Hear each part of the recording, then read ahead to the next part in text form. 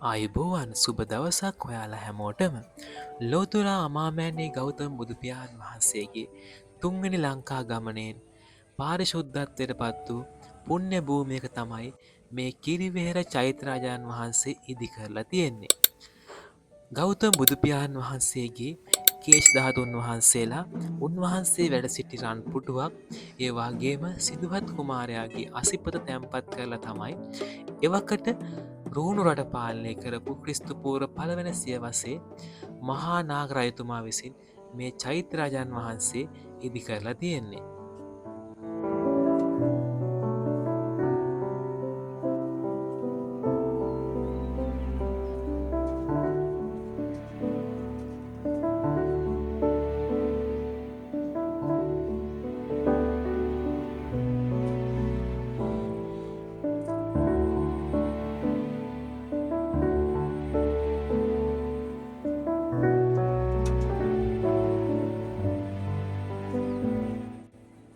සොළොස් මස්ථානවලින් එකකටත් මේ කිරිවේර චෛත්‍රයන් වහන්සේ අයත් වෙනවා.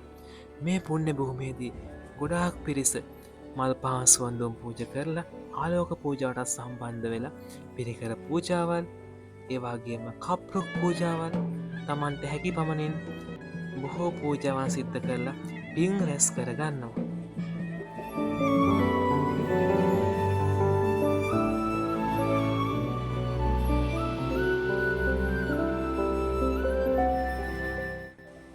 කිරිවෙහෙර වන්දනාවෙන් පසුව අපිට කතරගම පුුණ්‍ය භූමේදී ඊළඟට මුණ ගැසෙන්නේ මැනික් ගඟ.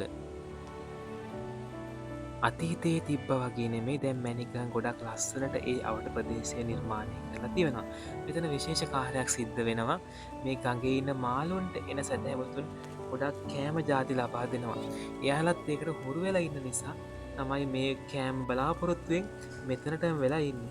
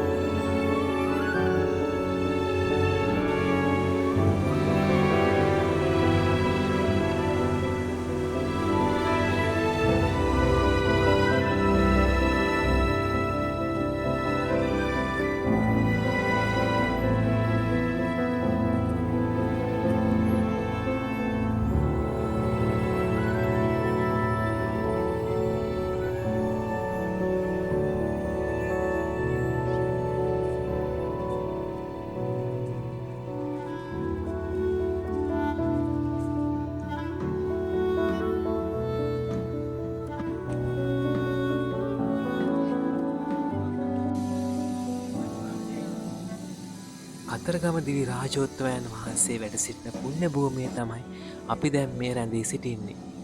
මේ වාල්ට පේන්නේ කතරගම දෙවියන් වහන්සේ වැඩ සිටින දේවාල පරිශ්‍රය. වාල්ට කොහොඹ පත්දාලා ඉතා මලංකාර ලෙසමය නිර්මාණය කරලා තියෙනවා.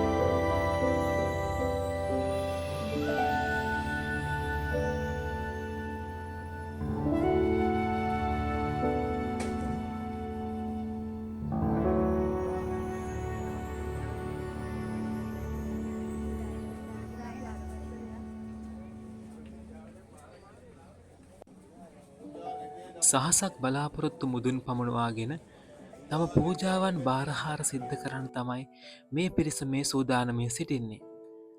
කතරගම දේවාලයේ අභ්‍යන්තර ස්වභාවය තමයි ඔයාලට මේ දකින්න තියෙන්නේ. දෙවියන්ගේ රූපය ඉතාම අලංකාර ලෙස තිර රෙදිවල චිත්‍රණය කරමින් විදුලි ආලෝකයෙන් ආලෝකමත් වූ විචිත්‍රවත් දර්ශනයක් තමයි කතරගම දේවාලයේ ඇතුළ ස්වභාවය අපට දක්නට තියෙන්නේ.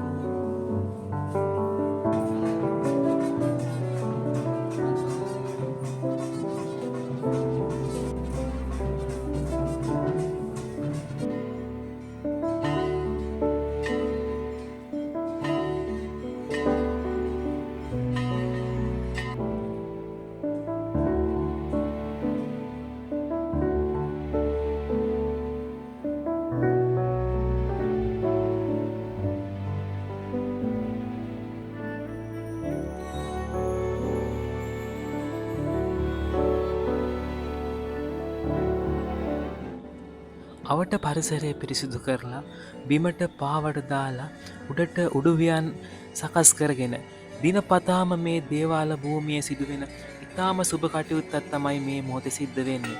ලෞතර අමාමෑණී ගෞතම බුදුපියාණන් වහන්සේට බුද්ධ පූජා රැගෙන යන ආකාරය තමයි ඔයාලට මේ පේන්න තියෙන්නේ.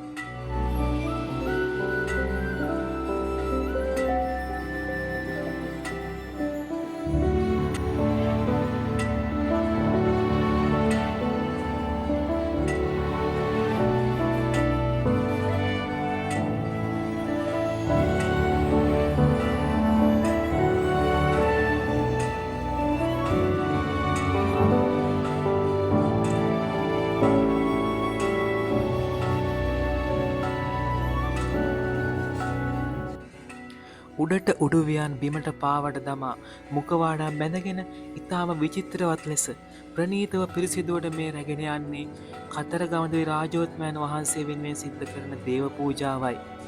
උදෑසන 9:30-11 අතර වෙලාවේ ඔයාලට මේ භූමියට පැමිණෙන්න පුළුවන් නම් මේ දේව පූජාවට වන්දනාමාන කිරීමේ අවස්ථාව තියෙනවා. කතරගමදේ රාජෝත්මයන් වහන්සේ මේ භූමියේ ජීවමානයි. උන්වහන්සේ අභියසට ගොස් පූජා පවත්වලා හොඳ හිතින් දෙයක් ඉල්ලුවොත් ඒ දේ සඵල වෙනවා, සාර්ථකයි. මොකද මම ඒ දේ ප්‍රථම වතාවට ජීවිතයේ අත්විඳ කෙනෙක්. ඉතින් මේවාට පේන තියෙන සෙසු පූජාවන් දේවාලය වෙත රැගෙන යන ආකාරය. ගන්ටා නාදය මැද්දේ හැමෝගෙම සාදුකාර මැද්දේ මේ දේව පූජාව සිද්ධ වෙනවා. දේව පූජාවෙන් අනතුරුව අපිට දේව පූජාව අනුභව කිරීමේ අවස්ථාවත් ලැබෙනවා. ඒකත් ජීවිතයේ ලබන මහත් ආශිර්වාදයක්.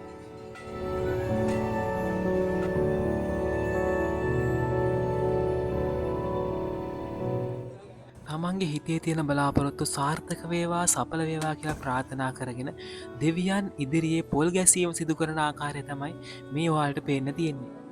ආශිර්වාද ගන්න තවත් එක් ක්‍රමයක් ලෙස සමහර පිරිස් මෙම ස්ථානයේ පොල් ගැසීමේ කාර්ය සිද්ධ කරනවා.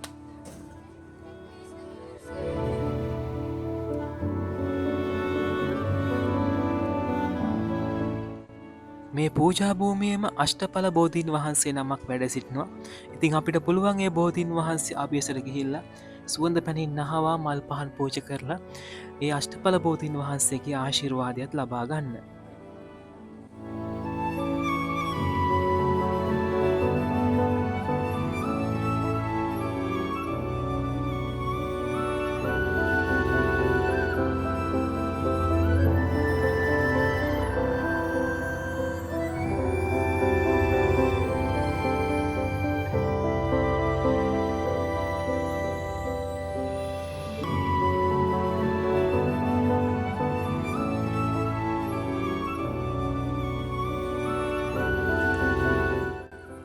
අපේ කතරගම වන්දනා ගමනේ වීඩියෝ එකත් එක්ක හිටපු ඔයාලා හැමෝටම ගොඩක් ස්තුතියි. අපි ආයෙමත් මේ වගේ ලස්සන වීඩියෝ එකකින් ඉක්මනින්ම හමු වෙමු. ඔයාලා හැමෝටම කිරිවෙහෙර චෛත්‍යයන් වහන්සේගේ ආශිර්වාදය ලැබේවා. කතරගම දෙවියන්ගේ ආශිර්වාදය ලැබේවා. සියලු දෙනාටම තෙරුවන් සරණයි. දෙවි රැකවරණයි.